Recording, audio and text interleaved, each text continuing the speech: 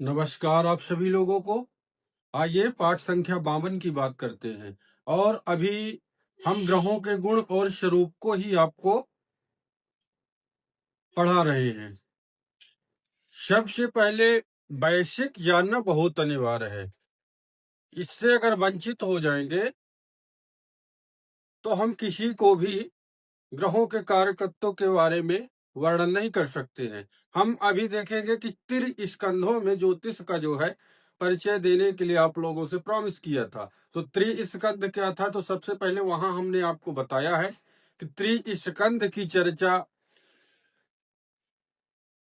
गणित होरा शयता यानी कि 3 ही में हमें जो है समाप्त करना है।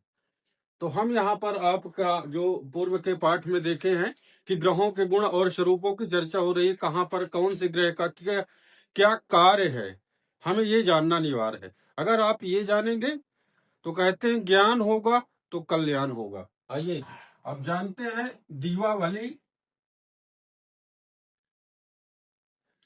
दीपावली प्लस रात्रि वाले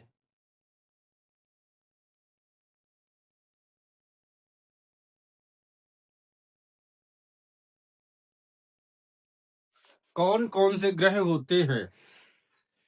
आपको राशियों में बताएं कि कौन सी राशि दिन में बलवान होती है, कौन सी राशि रात्रि में बलवान होती है। अब यहाँ हम ग्रहों को बताएंगे कि कौन से ग्रह दिन में बलवान होते हैं, कौन से ग्रह रात्रि में बलवान होते हैं। तो आइए, तो सबसे पहले सूर्य, फिर आ जाइए आप शुक्र, फिर आ जाइए गुरु।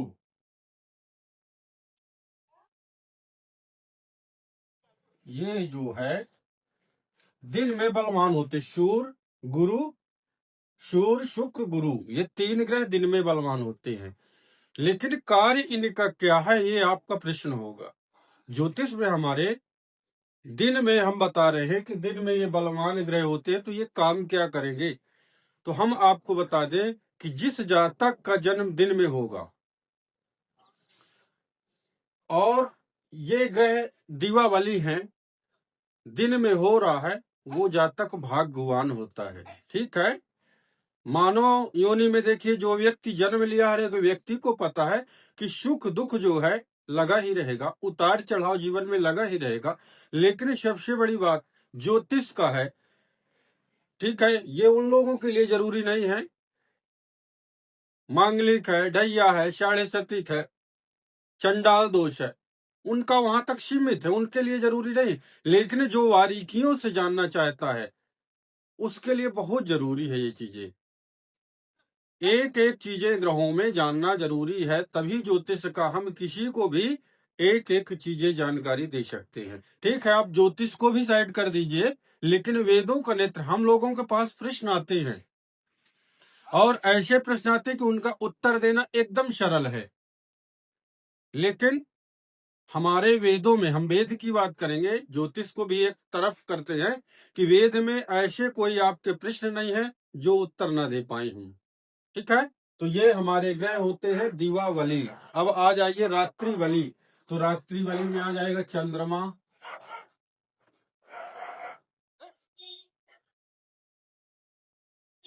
शनि, मंगल।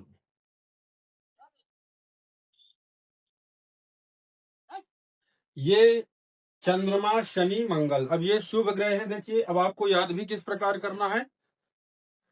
सूर्य एक शुभ ग्रह है, 2 अशुभ ग्रह हैं।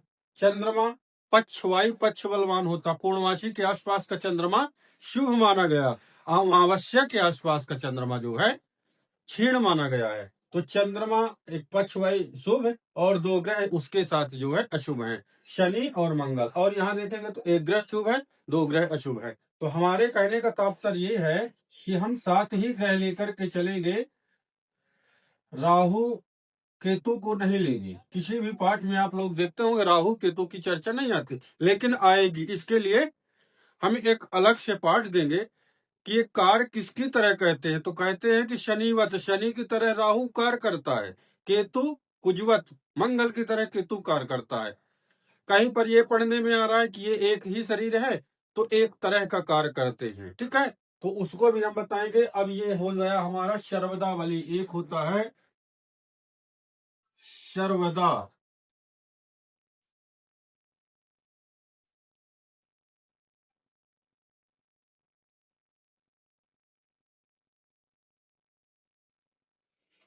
एक होता है शर्वदावली। अब ये शर्वदावली कौन है, तो ये आ जाएगा हमारा बुद्ध। ना राइट ना लेफ्ट, इसका ये है कि शॉर्टकट रास्ता अपनाना है। बुद्ध को ही ज्योतिष में खोजना बहुत बड़ी बात होती है, और अगर ये आपने खोज लिया तो मानिए कि आपसे ज्योतिष क्लियर हो गई। बुद्ध को समझना बड़ा ही कठिन है। देखेंगे तो हम इसको त्रिगुण में भी, तीन जो गुण होते हैं उसमें भी बताए हैं, इसको पांच तत्व में भी बताए हैं, शतोगुणी में भी, ये जितने भी चीजें हैं सब में बुद्ध को बताए हैं कि बुद्ध जो है, अब ये जो है ना, यानी कि मध्यम रास्ता अपनाने वाला ग्रह होता है। कौन? बुद्ध। तो ये बुद्ध हो गया शर्वदावली। इधर देखेंगे तो हमारे अब इसमें एक योग भी बनता है। ये 27 दिन में आसपास जो है तो 30 डिग्री चलता है, तो इसको कहते हैं बुद्धादि योग। अब योगों की जब चर्चा आएगी तो यहीं से योग भी जो है ना प्रकट होते हैं, अन्य अलग से योग नहीं आती है। अब कहेंगे कि अगर आपका जिस जातक का जन्म दिन में हुआ है तो वो जातक भाग्यवान होगा, तो होगा रात्रि वाला।